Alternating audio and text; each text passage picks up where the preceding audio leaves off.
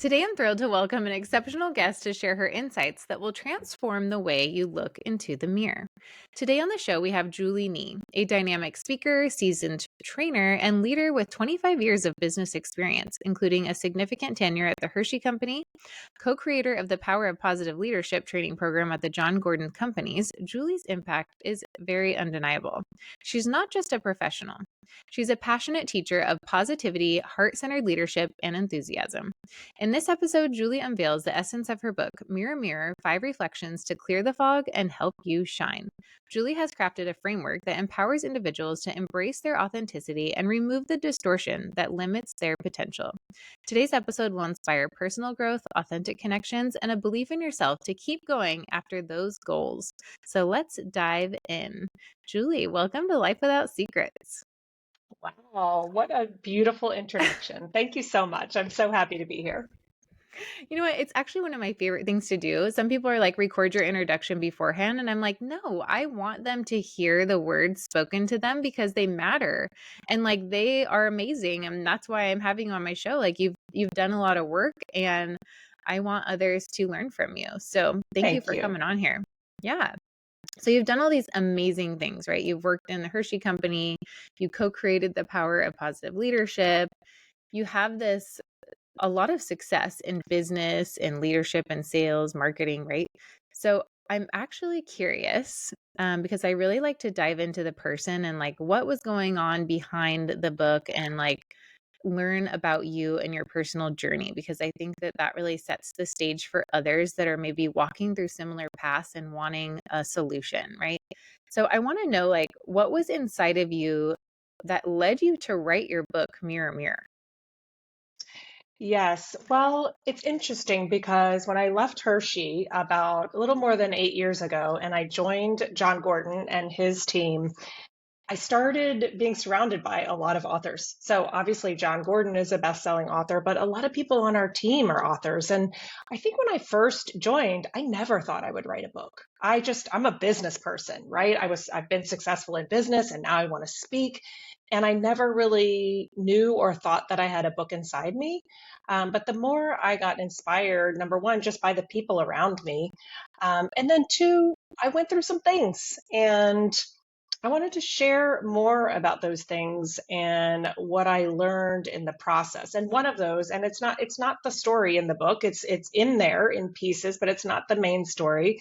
But I did go through a breast cancer experience in 2019, and really the lessons that I learned and the difficulty I had looking in the mirror when I was going through some of those cancer things after losing my hair and my eyebrows and my eyelashes and all of those things, and really the way I would speak to myself in an incredibly cruel way. Um, I just had to reframe that and I had to do better for myself.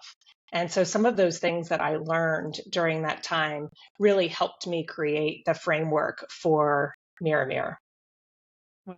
Yeah, and that is so powerful. And I think like, you know, whether it was a health condition or, the negativity that grasped a hold of us, like I think we can all relate so much to looking in the mirror and saying a lot of negative things, right? Like I've been there myself, and oftentimes we look back and we're like, why was I so mean to myself? Like, I wish I looked like that, when I was 10 years before, like this is Right. like a common thing. Like, this is not just like, I think this is in everybody. Like, this is something I think every single person listening can, if they get real vulnerable with themselves, like admit that, like, when they look in the mirror, there's often times where negativity has a grasp on us, right? So, No question. yeah. So how do we choose to make this a conscious effort to change that? Do you have any like tips or tools or tricks that maybe worked for you that you could share with us that kind of open that door to saying nicer things to yourself, becoming more positive and maybe uplifting to yourself?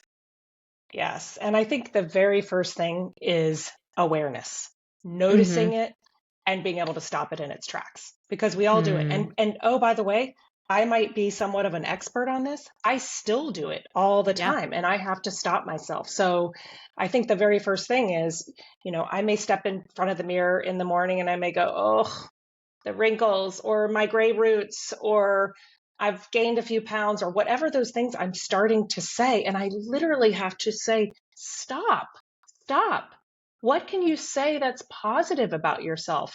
And we've all heard this 100 times, right? We speak to ourselves the way we would never ever speak to our best friend, our child, our mother, really anyone. But the things that we say, and I've literally asked people to turn to someone and why don't you say the things to your friend that's next to you? Look them in the eye and say the things that you've been saying to yourself in the mirror.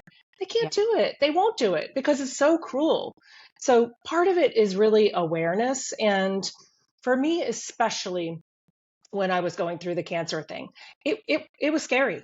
I mean, if I'm being really honest, I looked at myself in the mirror. I felt like I had no face. The hair, the being bald was hard enough, but you can manage that with a wig. But when you lose your eyebrows and your eyelashes as a woman, it really, for me, felt like my face was erased. And so, and I would say terrible things to myself, and my kids would be like, "Oh, mom, you're beautiful." And honestly, I was like, "Come on, like you're being ridiculous. I don't feel beautiful." So I didn't want to say something to myself that I didn't feel was true. What I could say as I looked at myself in the mirror is, "You are strong. You are invincible. You are a badass. You are conquering this thing." Whatever it was that I could say that was more positive than "you're scary." So really just that awareness piece. And then one of the things that I did that was really so effective for me, and I think anyone could try this, and that is when, maybe we're aging, maybe we feel ugly, maybe we don't feel great, whatever the thing is in the mirror, grab a picture of yourself as a child. So I grabbed this cute little picture of me as a young girl. I mean, it's adorable. Like I was cute. I was like 5 or 6 years old, right? I grabbed the picture and I stuck that to my mirror and I talked to her. So I didn't have to talk to my 50 whatever year old self. I talked to that cutie cute little girl in the mirror that was taped to the mirror. And we can all do that. So it kind of makes it easier when we're being mean to our current self, if maybe we talk to our younger self and be kind to her first, and then we can slowly learn how to be kinder to our current self. I love those things. And, I think like we've just come out of like a holiday season, right? And I think that being busy and going through this holiday season, I think even more people get in like this kind of a depressing mode. And I think it's a lot of the time it's because we're giving and we're not filling our own cups. We're not recharging our batteries. And it's a season where our to-do lists are like they were already full and now they're over the top, and so there's overwhelm. And for me, that's like when a lot of the negativity starts creeping in. Like when I'm not recharging my own battery, like it's just like, what else can I say to myself that's just going to be mean because I'm already low, right? And so I speak low to myself. And just like you said, in your book and right now, like, finding those words about ourselves to speak to ourselves, I think is so powerful. And so, like, I was like, well, how do I find those words? And I actually read your book during that season, which was honestly so powerful. And I would highly recommend it for people entering that busy season of life. Maybe it's this year and you're trying to tackle your goals, or maybe going into the next holiday season, like keep it on standby for yourself, and read Julie's book, Mirror Mirror, because um, it really gave me some tools to get through that in a positive way. And one of the things I did to find the words, because sometimes we struggle to like even like figure out like those positive words, right? And so I actually was talking to a friend and she was like, "What are your strengths?" And I was like, "I don't know." Like, when we're feeling low, it's hard. It's hard to find those things. And so she's like, "Oh, you've never taken this Clifton Strengths test? Have you ever taken one of those, Julie?" Oh, of course. Yes. And it's Yeah. funny, I have a girlfriend and teammate who is just, she's a certified strengths coach, and that's all she talks about. So when we have a conversation, I'll say something and she goes, "Oh, well, that's because empathy is at the top for you." And, or she's in her, at the top of hers is includer. She's like, "Oh, includer, I have to invite everyone." So she's always talking about the strengths finder. Yes. Yeah. Well, I actually like reading your book and then taking that Strength Finders test. It was like the combination for me like really just hit me. And so I was like, I have to bring this up because like if you're struggling to find those words, like, you know, you, putting yourself as a little child is so powerful. Hmm. Um and and I think that's a really good starting point. And then having those strengths, if you can write down your strengths or take this test, and then it gives you them. And I don't know what it was, but like literally, I took this test and then I showed up and I was reading your book and I looked at myself in the mirror and I'm like, I'm kind of proud of myself. Like, look at all these strengths I have, right? And Yes. it was just like it just connected the dots for me. And so I want to say thank you for writing this book because I think it's just so necessary in a world that can be like we can just be so mean to ourselves. There's so much comparison in this world, right? Yes, and we've all heard the expression 100 times, comparison is the thief of joy. And Mhm. so we have to Mhm. be ourselves. Yeah. We don't need to be anyone else. But I want to come Yeah. back to something that you said just a minute ago, and you said you were talking to one of your girlfriends about your strengths. And really, that's a great place to also tap into when you're trying to find that positive language is to really, number one, think about your best friend and what are their best qualities? And they'll come to mind immediately, right? Yeah. But then you Totally. have to look at yourself in the mirror and say, okay, what are my best qualities? And if you can't come up with them on your own, ask that same friend. And they're going to tell you right off the bat, oh, and then you can kind of settle into that even without the strengths finder assessment and go, you know what? I actually am a pretty good encourager. Or I really am good at organizing all of our events that we do, or, whatever it is, right? But Yeah. oftentimes, our friends, our close friends, are the ones that really can give us a view into ourselves that maybe we're not seeing because we're too caught up in all the other things. That's such a good point. I love that. And yeah, I mean, when I think about my friends, I could tell you a million great things about them. So that's Of a yeah, course. yeah. Well, I also want to bring up too, like speaking of talking to our friends and stuff, I love the part in your book where you talk about Fineville. And I Mm, think that a lot of us live in Fineville. And in the book, you talk about Fineville as like, people ask us how are we, and it's like, oh, I'm fine. What's wrong? Nothing. mm. Or how are things going? Well, I'm busy. Right? Like these are the things that we commonly say, and you talk about it in your book. And I want to know, like, and I want others to hear, like, how does Fineville, if we stay in Fineville, right? How does this create barriers into the connections that we really desire? Oh, my word. I'm so glad you brought this up. And for anyone who's wondering, Fineville is a place that we oftentimes live where it's like, I'm fine, you're fine, everything's Mhm. fine. And there's absolutely zero truth in any of it. And Fineville also isn't that great because if we're accepting Fineville as our life, that's not good enough for us, right? We need to stretch higher in our work, in our romantic relationships, in our friendships. Like we don't want to have just like fine marriages and fine friendships and fine jobs, right? We want it to be better than that. But to your question about connection, I mean, when you have a conversation with someone and I say, "Hi Jill, how are you?" and you say, "Fine, thanks." And you and I'm like, "Fine." We're like, "Okay, bye. Have a great day." Like zero connection. I We've feel like learned that's the world nothing. we live in. It is. It Yeah. is. And, but yeah, people do it all the time, but it's like, This is in regular life, this is in business, those things happen all the time. Hmm. But it's like, if we're really trying to be in relationship with a person, then we have to be a little more authentic and we have to take a layer down. And I did write about this, and I know you're a fan of Jenna Kutcher as well, but I read her book, I guess it was last year or the year before, whenever it came out. How are you really? And I think just adding that to the end, how are you really, gives people permission to actually answer with the truth. And certainly in a business environment or certain environments, we are not asking people to air all of their dirty laundry. Oh, well, let me tell you about this, right? And just spill for hours. But hey, I just want to genuinely check in with you. Are you doing okay? Because to your point, at the beginning, everyone has hardships, right? We all have hardships. So if you can be open enough to tell me, you know what, it's been a hard week this week.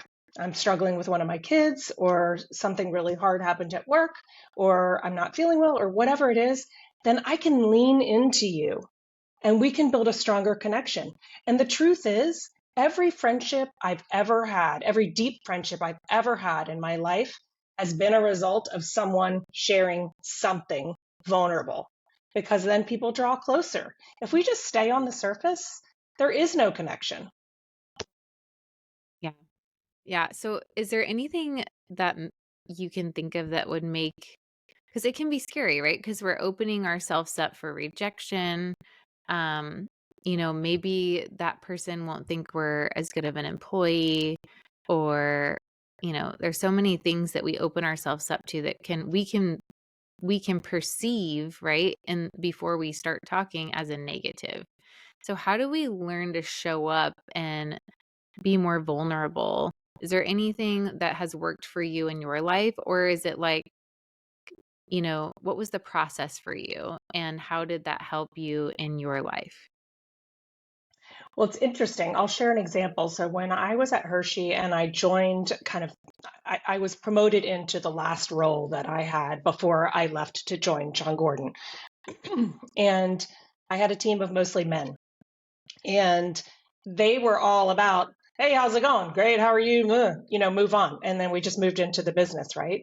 And I started asking them questions. So I would notice things, and I was just, it was an awareness and a choice to really be aware of what I saw going on with someone's face or their body language or whatever. So then I could say, hey, you look a little bit agitated, or you seem a little bit stressed out about this, or what's this face about? Not in a bad way, but just I noticed this. Do you want to say more about it?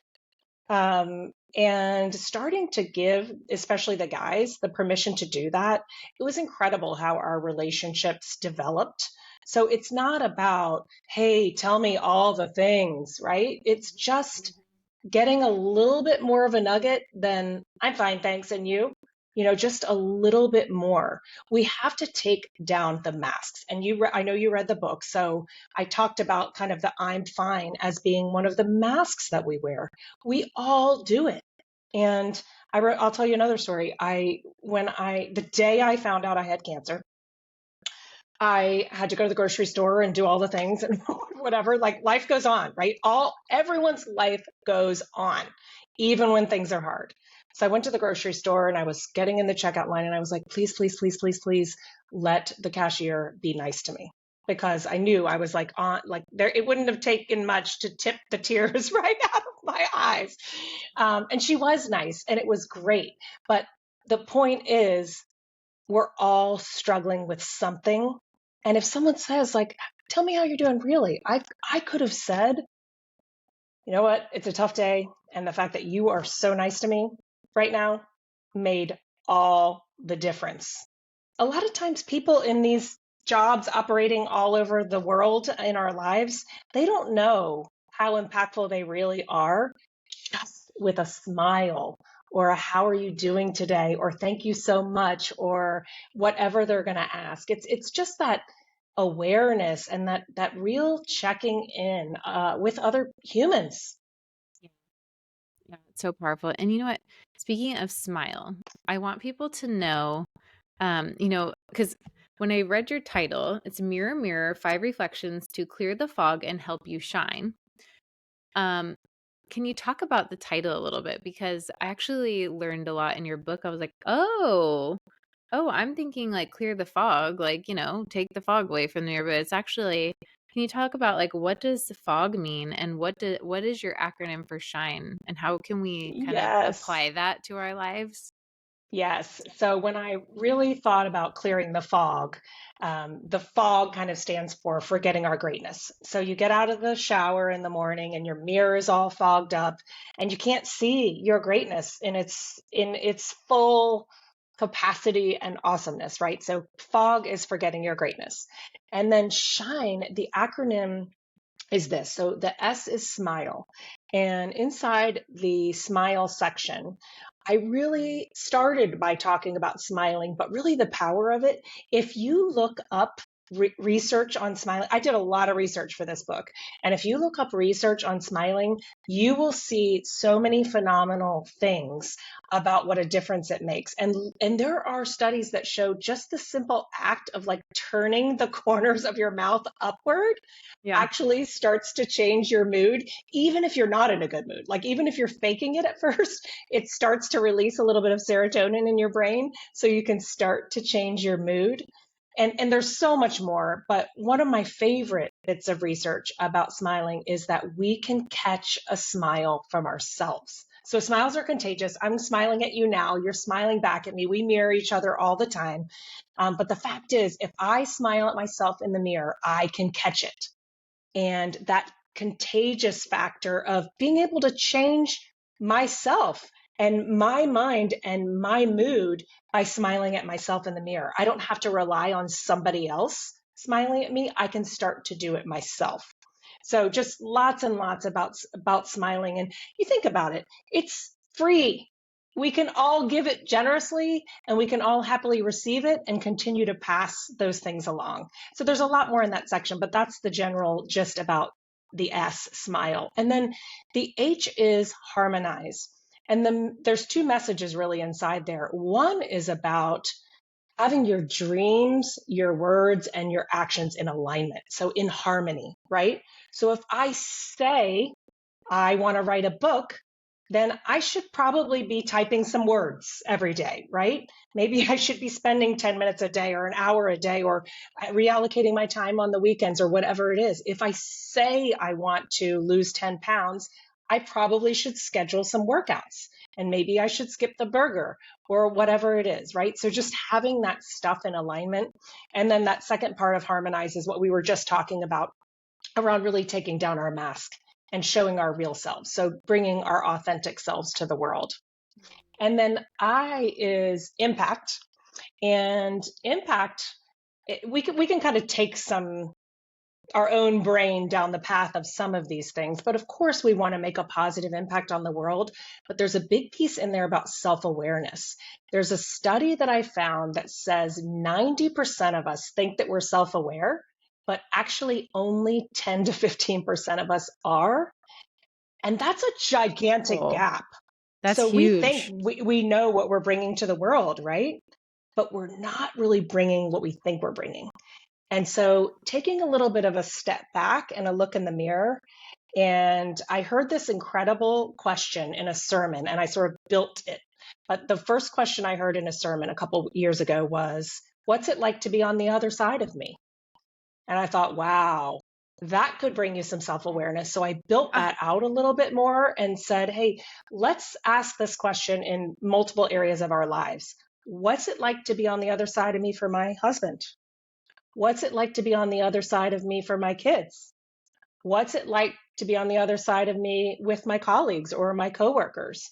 And so on and so forth. And really, if we're bold enough, ask them, what's it that's like what I to was be on the gonna other say. side Do of we me? ask them? Yeah, Yeah, I that mean, and is I really great. thought about it, especially with my kids and my parenting. Mm-hmm. Um, you know, my son, I have a teenage son, he's 18. And in my head, when I really reflected on this, I thought, he would probably say, it feels very naggy. Feels like she's Yeah, already always on me. She's always I harping hear on me you. to clean my room and do the things and whatever. And so I really made an intention to start sharing when I notice that he does something good. And literally, this just happened the other day. I woke up at like 5 in the morning and I was like, oh, I forgot to ask Ryan to take out the trash. It's so stupid, right? But I was like, the trash needs to get to the curb before 7:30 or whatever it is. So I get up at 6 and I'm like running downstairs going, oh, I got to get the trash out. And the trash was already out. And the trash from the kitchen had been put into the bin before he took it to the curb. And I was you like, didn't have to ask? Wow. I was like, I went into his bedroom after school that day and I was like, dude, you have no idea how much it meant to me that you did all of that. You took out the trash without me asking. And I know this sounds like a ridiculously small thing, but I Not to said me. these words to him. Yeah. I said, I want you to know that I notice the good things too. I know I harp on you a lot, but I want you to really hear and notice that I see you when you do the good things too, because I don't want him, if I'm asking him that question, what's it like to be on the other side of me, as your mom, I don't want him to say, gosh, all I do is get nagged all the time. Right. So I think that Yeah. question, if we're willing to ask it, it's so powerful. Even our spouses, like we're not bringing the same thing. The truth about all of us is we're bringing one version to work. We're bringing another version to parenting. We're bringing another version to our spouse, or another version to our friends, et cetera. So like just bringing that awareness is really big. So anyway, that's kind of my favorite part in that section. Yeah. And then the N is nourish. And that is pretty self-explanatory, but it's really exactly what you were talking about at the beginning. We cannot pour into other people if our tanks are empty. And we've all heard all the metaphors, you can't pour from an empty cup, put your oxygen mask on first, all the things. The reason people say those things over and over and over again is because they're true. And as women, especially, we try to you talked about the holidays at the beginning. We just keep on keeping on. We are depleted, laying on the floor. Oh, sure, I'll make you some lunch. It's ridiculous, the things that we do. Even during Christmas, you talked about the holidays. My mother-in-law said something about, why don't you just put all the gifts in a bag? I'm like, oh, no, I don't do bags. I like wrapping. I want them to be wrapped. They have to unwrap it. But like, why? Why do they have to be wrapped? But anyway, just nourish is like figuring out what really nourishes you first, because what nourishes you is not the same thing that nourishes me, right? So figuring it out first and then doing it. And the other piece, and this really goes back to what you were talking about as well at the beginning about just being so busy, right? We're so busy and we have so much on our plates. And I think sometimes people think, well, there's no way I have time to nourish myself. And what I would encourage people to do in that situation is do it in tiny, tiny little time chunks. It might be a one song dance party in between meetings. It might be 3 or 5 deep breaths. It might be like laying on the floor of my office for 5 minutes, it could be a short meditation. It could be a walk around the block. It can be all the longer things, the workouts, the spa, the whatever, but don't let the fact that you don't have an hour or 2 hours or a full day at the spa or whatever it is hold you back from some small nourishment, little micro bites of nourishment. So yeah, that's the N. Yeah. Those are so impactful. And how about the E? The E is elevate. And part of that is learning and growing. I love to learn, and I am a personal development junkie, so I love to learn. And so it's about learning and growing, but it's also about really being conscious of what we consume. So it is what we watch, what we read. Our social media is incredibly important. I highly recommend for anyone listening, go through your feed. And if you have negative people on your feed, mute them, unfollow them, do what you need to do, but don't let them drag you down, because if you get sucked into that negative feed, you're not going to be able to elevate and grow. So I really do recommend a social media cleanup in addition to all the other things you're feeding yourself with, because it's just an easy rabbit hole that a lot of people go down, and we don't have to. We can just, Yeah. my social media is literally the most positive place ever. I just, all the time, I'm blown away by the way people feed in and comment. And I'm just like, I love these people. I love these people. They're so supportive and kind. And that's how it should be for all. It can and should be for all of us, right? So yeah, Yeah. so that's the Such shine a good structure. point. I love that. And it's such a good easy acronym to remember too, which makes it even better. Write it down. So it's the end of January that people are listening to this. And so we've entered this new year. And around this time, I feel like people start to get a little bit more relaxed on their goals, right, than they were on January 1st. So do you have any tips on those trying to stay on top of their goals this year and shine? Yes. I want to say about goals that it doesn't always have to be grinding and grinding and grinding. I don't want people to lose sight of their goals. Mm-hmm. Absolutely not. Keep your goals in your sight. But I just want to say that small steps matter. Mm-hmm. So we have big goals, but we can take tiny steps along the way, and we have to notice those. We have to notice and give ourselves credit for the small steps along the way. And also, really kind of grace and compassion. And I'm just going to speak for myself right now.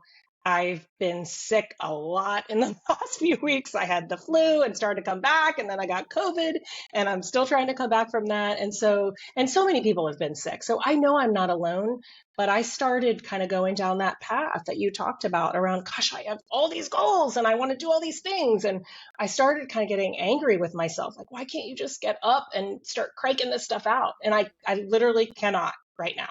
And so I'm just trying to say, great job, Julie, on that writing that you did yesterday. And great job, Julie, on taking a walk outside. Maybe it wasn't the workout, the Peloton or the whatever I wanted to do or whatever, but I'm just saying great job on the small things. And I will get back to full power, and we're all going to get back to full power, and we're going to alternate between kind of full power and maybe dips in our lives and our health and our business and whatever. And we just have to notice and celebrate whatever progress is happening and get back on course. Yeah. Yeah, I think that's really important to remember. Progress over perfection, they like to say, right? Yes. Yeah, and it Yes. is good. And actually something that you talk about at the end of your book, I am starting to implement. It's a little slow, so I'm giving myself kudos for progress. Because I have to get into the rhythm of it. But you talk about a gratitude jar in your house and how you can have like pieces of paper by it and then write something either that you're grateful for. And for me, I was thinking with my kids, like something that you're proud of yourself for. Hmm. And then when you have those moments that you can put them in a jar at the end of the week or the month and you can pull out these things. And I was like, wow, I love that. I love that concept and the idea for families, right? Because we like to have Hmm. um, we do like family meetings. Sometimes they're not every week. That's just out of honesty here because this is life without secrets. But again, progress, right? Like we have them, and so we get to. I'm like, my idea is that I'm at this next family meeting. We're gonna pull out this jar that you talk about, and then we Mm, can go through there, and it leads to like more deeper conversations, and also in like a positive way. So I really just wanted to thank you for yes. that idea. Oh my gosh, of course. And that is only one example in kind of some broader research about gratitude that says when you document it, it really sticks even more. And just documenting it in whatever way, the gratitude jar, the journal, whatever way you do that. And especially teaching kids at such a young age is so powerful because our brains can be rewired, right? So they say with your brain, what fires together wires together, which essentially means whatever you do the most of is going to be the strongest connection inside your brain. So when we teach our children to practice gratitude at a young age, then their default mechanism inside their brain actually becomes a more grateful view of life. And that's so incredible. And then the other thing about those jars, if you or your husband or any of your kids were like, oh, this was a terrible week, right? Or a terrible month or a terrible year or whatever time period anyone wants to listen to. And then you start pulling out the things and it's like, oh, I forgot that happened. Oh, someone held the door open for me. Oh, my teacher said my project was awesome. Oh, somebody gave me a hug. All the things That's that so you cool. probably forgot about it. That's where the documentation reminds your brain that the good things are actually still happening. That is awesome. It's so fun to do too. Well, what do you have coming up in 2024, Julie? Because I've loved this book and I'm excited for the new year, and I'm sure you have some exciting things coming up as well. So tell us what you have. Oh, thank you so much. Yes, the most exciting thing that's happening this year is I'm co-writing a book with one of my friends and teammates, Amy P. Kelly, and it's called You Grow Girl, Plant and Pursue the Power of You. And it's all about women. It's for women of all ages. And it's about, again, pursuing their personal power through growth. And it's just been a really fun writing process, very different co writing versus writing on your own. And we've learned so much about each other and about just growth in general. And we're just really excited to build not only a book and a journal that's going to come out on International Women's Day, March 8th, but also build it even further into a podcast, into events, into all the things so we can really help women grow. So we're really excited about that this year. I am so excited about it too. And I just love the title. It's so much fun. It just has this like fun, uplifting, positive vibe to it that us women all need to know and feel. So so excited. March Yes. 8th, right? That's the day we Yes. can grab it. Yes. Okay. Well, I will be looking out for that. Yes. Well, I Thank you thank so you. much. Yeah, thank you so much for being such an incredible guest on here and sharing your heart and your insights with us. How can people connect with you from here? They can go to julienee.com, N-E-E, and they can also find me on Instagram at julienee108 or LinkedIn, of course, at Julie. They'll find me, Julie Nee, on LinkedIn. So I would love to connect with anyone listening. And if you want to check out Mirror Mirror, there is a Mirror Mirror separate with, well, mirrormirrorbook.com. So we can link all of Oh, those cool. things in the show notes. Yes, absolutely. Well, go connect with Julie and grab her book and wait for her book to come out March 8th, 2024. And go grab her book, You Grow Girl, as well. If you found value in today's episode, don't forget to subscribe, share, and stay tuned for more empowering conversations. Until next time, smile, keep shining, and live authentically. Awesome. Thank you, Jill. Thank you.